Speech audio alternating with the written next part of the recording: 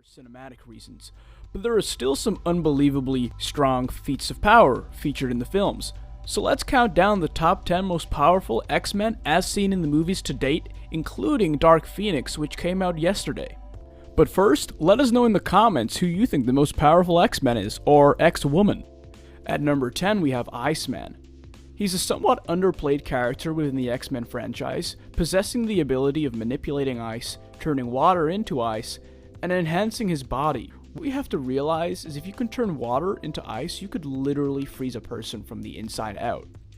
He demonstrates these abilities in a number of creative ways throughout the X-Men films, and even stops a military-grade missile dead in its tracks. At number 9 we have Storm. Her powers are pretty obvious given her name. She controls the weather, but to ridiculous proportions.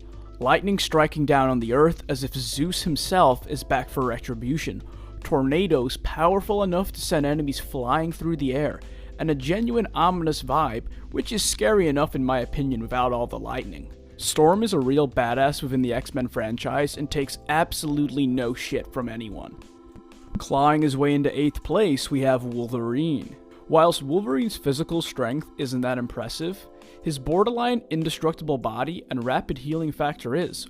Wolverine is almost immortal and unkillable, making defeating him no easy task. He easily tears people to shreds in all the X-Men movies, and even when shot in the head with an adamantium bullet, he didn't die. He merely lost his memory and healed more slowly than usual. At number 7 we have Rogue. An unusual choice perhaps for this list, but Rogue's powers are very effective.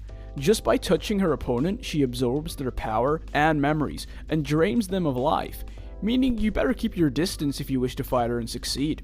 She demonstrated in the original X-Men films that even Wolverine is not immune to her powers, and therefore earns herself a number 7 spot on this list. Alex Summers at number 6.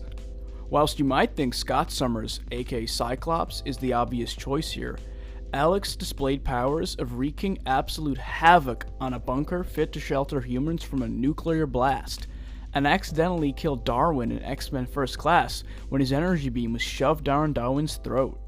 This may sound like an obvious death sentence, but Darwin is able to adapt his body to any situation, so Havoc's blast being able to destroy him is an incredibly impressive feat. At number 5 we have Magneto.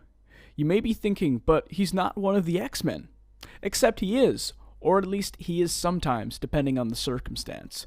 Magneto's powers of controlling metal are a force to be reckoned with as he stops bullets midair and can lift entire stadiums with his mind. In 4th place, we have the 16 wall-breaker Deadpool.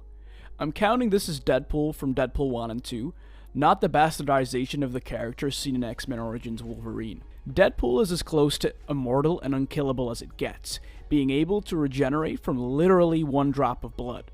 Fighting and defeating Deadpool is next to impossible, and that's not even including his combative abilities.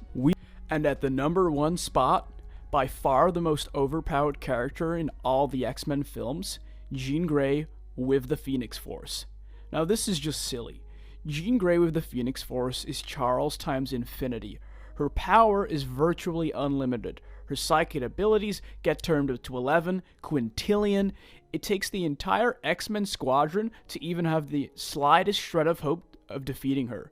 And usually they resort to either removing her Phoenix powers or some cheap distraction as seen in X-Men 3 to enable one of them to kill her by literally stabbing her in the back. If you haven't seen Dark Phoenix yet, I won't spoil it, but you'll see what I mean in that she's just beyond overpowered. It's genuinely just unfair. So that's it. Our 10 most powerful X-Men as shown in the movies. Did we miss anyone off? Let us know in the comments section. I've been Archer. Subscribe to Continuum if you haven't already, and I'll see you